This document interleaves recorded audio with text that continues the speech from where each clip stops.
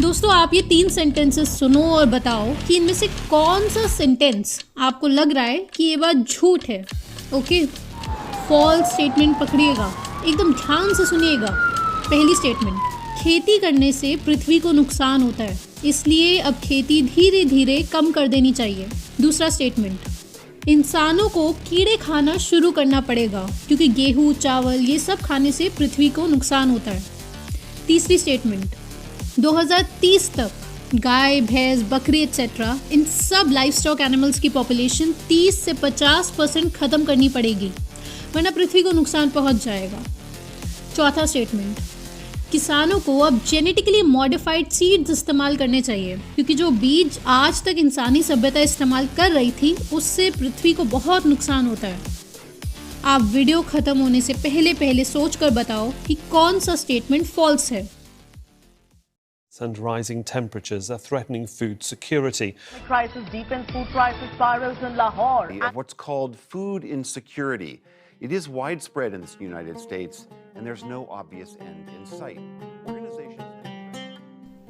आप लोगों को फूड क्राइसिस दिखा कर मीडिया बहुत डरा चुकी है।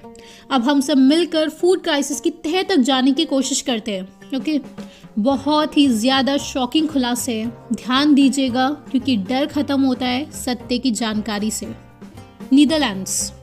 नीदरलैंड्स की सरकार एक बहुत ही शॉकिंग डिसीजन ले चुकी है। 3000 फार्म्स को बंद करने के निर्देश दिए जा चुके।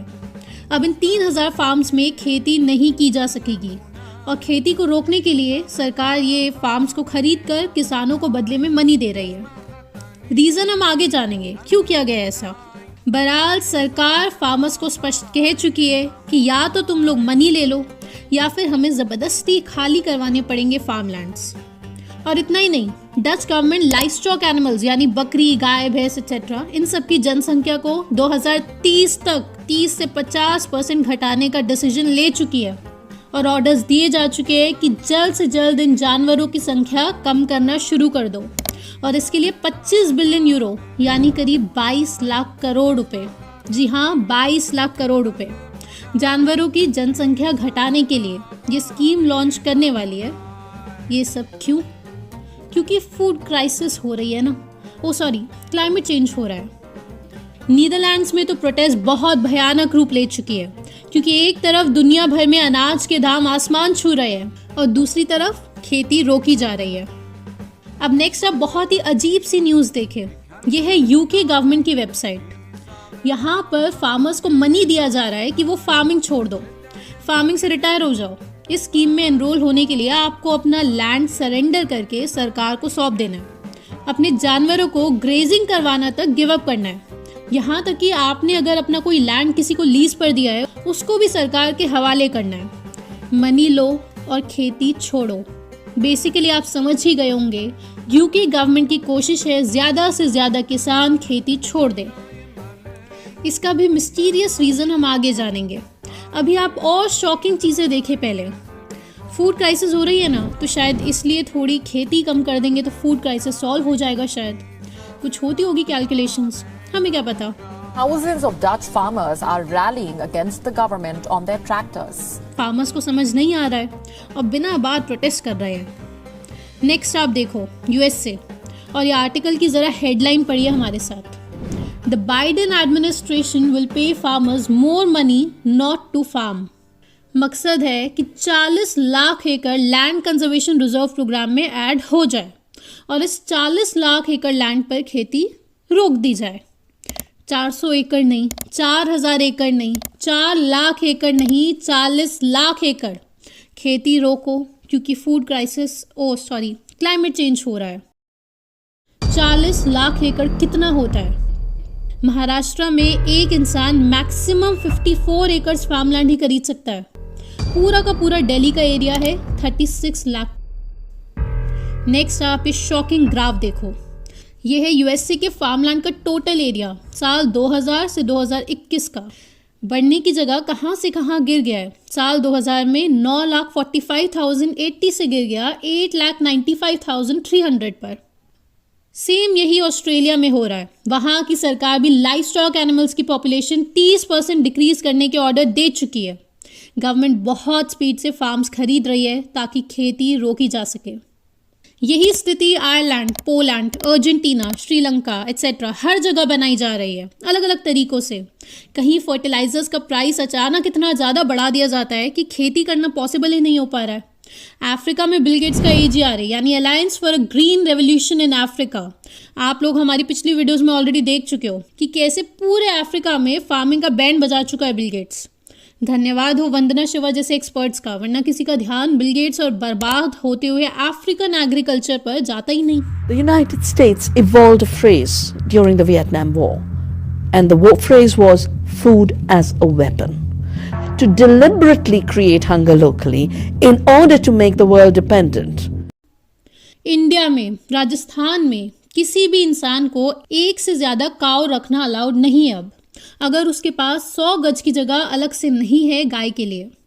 वहाँ के लोकल्स की माने तो शहर में गाय के लिए इतनी ज़मीन ऑब्वियसली 90% लोगों के पास नहीं है। इस कानून के लागू होने से राजस्थान की 95% जनता गौपालन नहीं कर पाएगी, जिसमें हम भी आते हैं। उसके बाद अगर आपकी लाइसेंस शुदा गौ माता सड़कों पर भ्रमण करती हुई पाई गई तो 5 से 10 हजार रूपए जुर्माना आपसे वसूला जाएगा। अगर आप शहर में रहते हैं तो एक गाय को रखने के लिए कम से कम 500 वर्ग मीटर का घर चाहिए, जो कि राजस्थान की 90% जनता के पास नहीं है। अब इंडिया है तो ऐसा तो नहीं कह सकते ना, Netherlands, UK, USA, Australia, Ireland, Poland etcetera इन सब की तरह कि गायों की संख्या 50% कम कर दो। तो इनडायरेक्टली कोई टेक्निक खोजनी पड़ेगी। फ्यूचर में ये स्कीम्स और स्टेट्स में लागू हो जाए तो हैरान मत होना, दूध के दाम आसमान पहुंच जाए तो हैरान मत होना। अब ये आखिर हो क्या रहा है, मिस्ट्री क्या है जो सरकार लोगों को खेती करने से रोक क्यों रही है और दूसरी तरफ कह रही है कि फूड क्राइसिस होने वाला है, फूड इन्फ्लेशन होने वाली है। आप वर्ल्ड बैंक का 15 मार्च 2022 का राइस के ऊपर पब्लिश हुआ ये पेपर देख लो, आपको सब समझ आ जाएगा। यहाँ पढ़ो, लिखा है राइस प्रोडक्शन के दौरान ग्रीन हाउस गैसेज जैसे कि methane, nitrous oxide, CO2 etcetera ये सब रिलीज होती है, जिससे क्लाइमेट चेंज हो रहा है, जिससे इंसानों को भीषण नुकसान हो सकता है। समझ गए ना?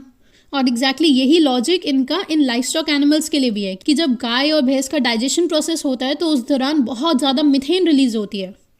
यानी वर्ल्ड बैंक की ओपिनियन है चावल की खेती से खुद इंसानों को ही खतरा है, तो क्या करें, भूखे मर जाए? नहीं, वर्ल्ड बैंक कहता है अब आपको क्लाइमेट स्मार्ट एग्रीकल्चर करना चाहिए। क्लाइमेट स्मार्ट खुद में काफ़ी बड़ा टॉपिक है। शॉर्ट में आप समझे, क्लाइमेट स्मार्ट एग्रीकल्चर मतलब जिसकी बैकबोन है बिल गेट्स का प्रोडक्ट जेनेटिकली मॉडिफाइड सीड्स। तो GM सीड्स अगर यूज़ करें तो हम इंसानों को आने वाले खतरे से बचा पाएंगे। ये धारणा है World Bank, World Economic Forum, IMF, UN, WHO etcetera इन सब की। आप कैप रिफॉर्म का ये आर्टिकल देखें। कैप यानी कॉमन एग्रीकल्चर पॉलिसी। 10 सालों में 2005 से 2015 यूरोपियन यूनियन में 40 लाख फार्म्स बंद हो चुके हैं। 40 लाख फार्म्स सिर्फ अकेले यूरोप में बंद हो चुके हैं।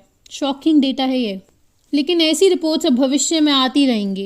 एक्चुअली में सारा खेल है GM सीड्स को पुश करने का। मोंसांटो नाम की कंपनी जो दुनिया की सबसे बड़ी GM सीड्स की कंपनी है। आप और डिटेल्स में जानना चाहते हैं तो आप अगस्त 2021 का ये DW का आर्टिकल ज़रूर पढ़िएगा। आपका सर घूम जाएगा कि दुनिया में आपके पीठ पीछे ये चल क्या रहा है। आप इस शॉकिंग फैक्ट सुनिए। UN की ऑर्गेनाइजेशन FAO के हिसाब से 1990 से 2000 के बीच दुनिया की 75% क्रॉप्स की वैरायटी गायब हो चुकी है। सिर्फ 10 साल में 75% गायब। और आज जो आप 2-4 वैरायटी की क्रॉप्स खाते हैं ना, गेहूँ, चावल, पोटैटो, कॉर्न, टोमेटो, सोया एट्सेट्रा, ये तो USA में ऑलमोस्ट पूरा GM हो ही चुका है। दुनिया के करीब 50% सीड्स इन प्राइवेट कॉर्पोरेशंस के कंट्रोल में आ चुके हैं। GM सीड्स का हेल्थ पर नुकसान और वर्ल्ड इकोनॉमिक फोरम और WHO का दोगलापन जो आज कवर नहीं कर रहे हैं हम, वो तो खुद में ही बहुत बड़ा इशू है। पहले हम काफ़ी वीडियोस में कवर कर चुके हैं WHO का दोगलापन। हेल्थ के अलावा जेनेटिकली मॉडिफाइड फूड का ये बहुत ही ज़्यादा बड़ा इशू है कि सारे के सारे बीज 3-4 कॉर्पोरेट्स के अंदर आते जा रहे हैं। फूड सॉवरेनिटी बिल्कुल गायब हो चुकी है USA में। बिल गेट्स मोंसांटो का लार्जेस्ट शेयर होल्डर है, ये बात आप लोगों को पता ही होगी। और वर्ल्ड इकोनॉमिक फोरम की यही कामना है, काश ये दुनिया में हर जगह हो जाए। वर्ल्ड इकोनॉमिक फोरम जो ओपन डिबेट से दूर भागती है, वो एग्जैक्टली बिल गेट्स की तरह यूट्यूब पर अपना कमेंट सेक्शन भी ऑफ रखती है।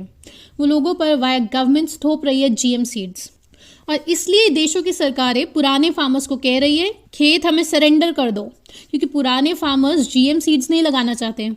और ये बहुत बड़ा इशू बनकर सामने आ चुका है इन जीएम सीड्स की कंपनीज के लिए। इसी को काउंटर करने के लिए एक कॉन्सेप्ट इंट्रोड्यूस किया जा चुका है फार्म जनरेशनल रिन्यूअल का, क्योंकि नए जो बच्चे हैं वो तो कंपनी से इन्वेस्टमेंट रेस करके खुशी खुशी जीएम सीड्स उगा रहे हैं, लेकिन पुरानी पीढ़ी जीएम नहीं उगाना चाहती। दुनिया भर में भयानक प्रोटेस्ट शुरू हो चुकी है। ये जानकारी आप लोग अपने दोस्तों को ज़रूर भेजें, क्योंकि अगर जनता जग गई तो संभव ही नहीं है ये सारा ड्रामा ज़्यादा लंबा चल पाए। हमें किसी को हराना नहीं है, बस जनता को जगाना है। आप कमेंट करके ज़रूर बताएं उस क्वेश्चन का आंसर जो हमने स्टार्टिंग में आपसे पूछा था। और अब आप मेरे नेक्स्ट 2 वाक्य ध्यान से सुनिए। पहली चीज़, अगर आप इंटरनेशनल प्लान्स और ग्रेट रीसेट समझते हैं और वर्ल्ड इकोनॉमिक फोरम क्या कर रहा है वो आपको समझ आने लगा है और उसकी थोड़ी भी जानकारी रखते हैं, तो आपको बस क्लीन लिखकर KREEN ये लिखकर इस नंबर पर व्हाट्सएप करना है, जिसके बाद आप शॉर्टलिस्ट हो जाते हो और आपको टीम लाइफस्टाइल की लाइव ट्रेनिंग अटेंड करने के लिए फॉर्म दिया जाता है, जिसमें आपको बेहद ज़रूरी रिसर्च समझाई जाती है और जो इसका सोल्यूशन है IMPH उसका पार्ट 1 आपको समझाया जाता है।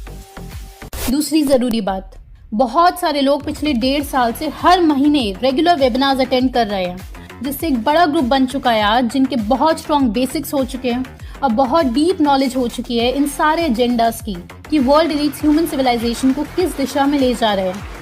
वर्ल्ड इकोनॉमिक फोरम जिस स्पीड से फैल रहा है, हमें भी उतनी ही स्पीड से IMPH सोल्यूशन की तरफ बढ़ना है। आप जल्द ही ट्रेनिंग अटेंड करें और सोल्यूशन का हिस्सा बने, और आप लॉन्ग टर्म ट्रेनिंग अटेंड करें, क्योंकि तभी वो सोल्यूशन प्रैक्टिकल है। तो नेक्स्ट वीडियो में जल्द मिलते हैं, और तब तक आप ये वीडियो ज़रूर देखें ताकि आप और गहराई से सारा गेम प्लान समझ सकें।